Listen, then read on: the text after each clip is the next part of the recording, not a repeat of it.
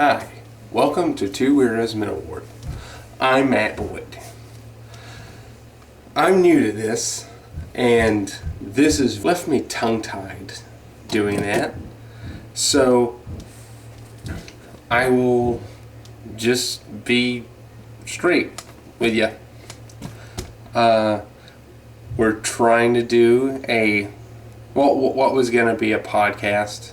Never really felt comfortable in front of a camera, especially since I don't feel like I when someone takes a picture of you and then you see the picture later and then it's just like, why is my head so small? And why is my body so much bigger than my head should be? It's like a weird, just pear. Like a freaky weird pear. I don't even know how close I'm supposed to stand to this camera. I watched a video on YouTube about doing YouTube videos, and now I'm using a spotlight for lighting. I don't know if I should do a background or not. That's Fred Flintstone.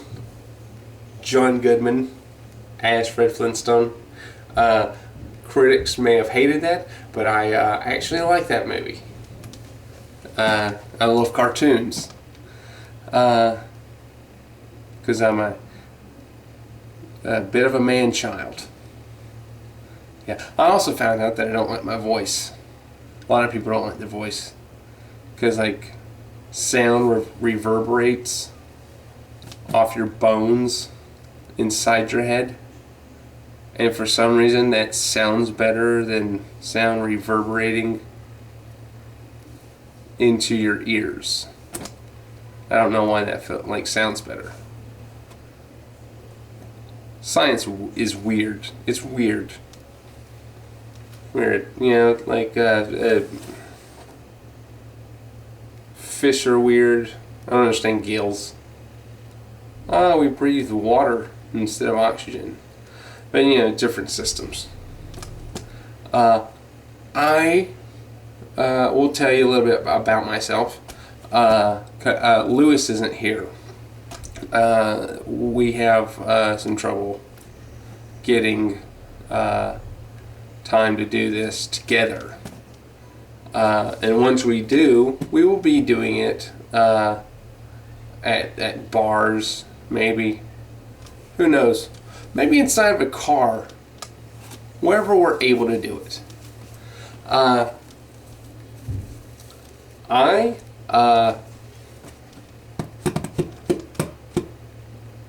I consider myself a nerd, mainly because, you know, it's real easy to, I was into comic books, I was real into movies, and my friends, we traded Marvel cards in the 90s. Those were awesome. Unfortunately, turns out, not worth anything. Not worth a thing.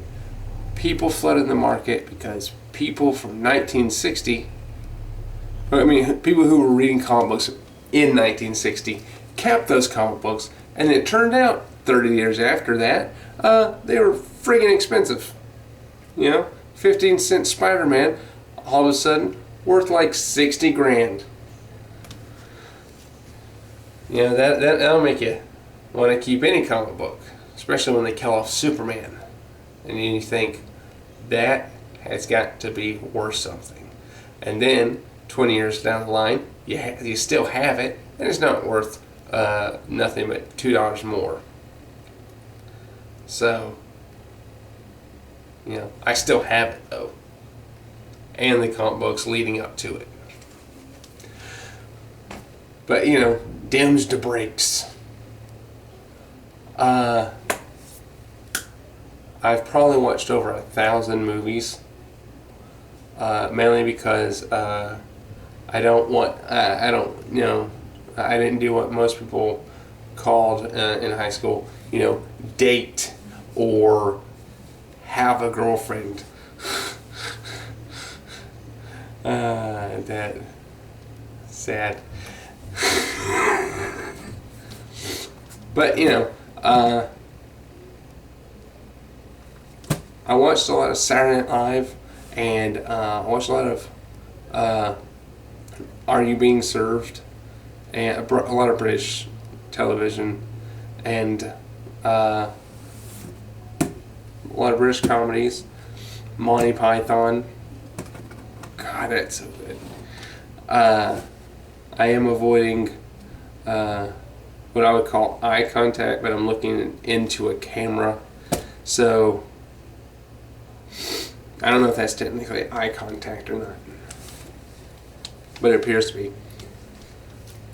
So, I don't know what to talk about, really. I got into Spawn. For some reason, as I look back on it, I noticed that I'm real into like supernatural stuff. You know, I'm not gonna ghost hunt because like all ghost hunts happen at like 2 or 3 in the morning, and I'd rather be asleep. You know, I don't need to see a ghost that bad. But I really do like the whole like idea, like Faust or Faust. I don't know. I think it's Faust. I don't know. Anyway, but like there's 2 detectives in the show called Sam and Twitch, and they had their own comic book, but they were never consistent on putting it out. But I freaking love that, and I really want to get my hands on a copy of like the collection. I mean, I'd rather. I like graphic novels because it's already all the comic books leading up to the story in one, you know, so I don't have to wait every month. I would prefer to, you know, have it all lumped in instead of waiting a month, because then I forgot to read, or then I have to reread it. Anyway, but their name was Sam and Twitch, and they were detectives in New York. And they dealt with like this one alleyway, and the alleyway was weird, especially like recently. And it turns out Spawn had appeared. Todd McFarlane is supposedly making a new Spawn movie, which I am looking forward to that, especially since I heard it's more along the lines of Sam and Twitch. And like Spawn's more like the scary ghost thing in the alleyway. Besides, you know, hobos. Because, I mean, no offense. Like, homeless people are frightening. They are. They're scary. I know that they're sad and they need help and stuff like that. And most of them have like mental disorders and stuff. But if you're walking down an alley and some like dirty, weird dressed dude comes out from behind some cardboard and just starts talking to you, it'll freak you out. Especially since you walk down an alley. Alleys are creepy. You know? Oh, if you drive down in the middle, like in the middle of nowhere, and then you see that white house that looks like someone should have just, you know, went to Home Depot, bought some paint, and just like painted the wall a little bit. You know, that's all that shit takes. Just paint your wall. It's flaking off. It's not going to cost that much to fix. Why aren't you doing it? But for some reason, in the middle of nowhere, no one's doing it. Yeah, you just built a 1940s house of creepy. So congratulations.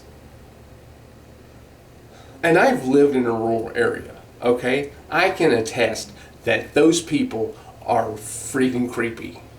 Not all of them. There's quite a lot of like nice, normal people who live in rural areas. But the further you get away from civilization, the weirder people get. And I guess, you know, there's nothing to do. They get bored, so they think, gee, I wonder what meth is like. Anyway, but the further you get out into the middle of nowhere, you know, the creepier that gets. Mainly because most of the horror movies where someone's going to get chopped up is, let's go to the cabin in the woods. That's a huge mistake. Why?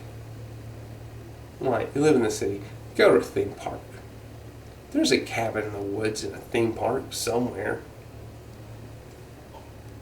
And also, there's always that weird, creepy guy who's going, "You're all gonna die up there." If I'm driving into the cabin in the woods and I stop for gas and there's some old fella who just starts going, "You're all gonna die up there," I'm gonna use the amount of gas I put in the car to turn around and go home. Listen to the insane person who lives there. There probably is a reason why they're insane. And it's probably because they live there. So just go home. Screw the cabin. And it's never a nice cabin anyway, is it? It's always shut down. Where's the electricity coming from? Huh? There's like nails sticking out of everywhere. You would have had that place condemned if it wasn't sitting in the middle of the woods. That's the weird thing. You know, you have it in a neighborhood, condemned. Put it in the middle of nowhere, it's fine. So, yeah, which, you know, that actually ties into when me and Lewis actually do get together, we will be talking about horror movies. So, you know, stay tuned for that. Thanks. Sorry for the randomness, but that's just part of my charm.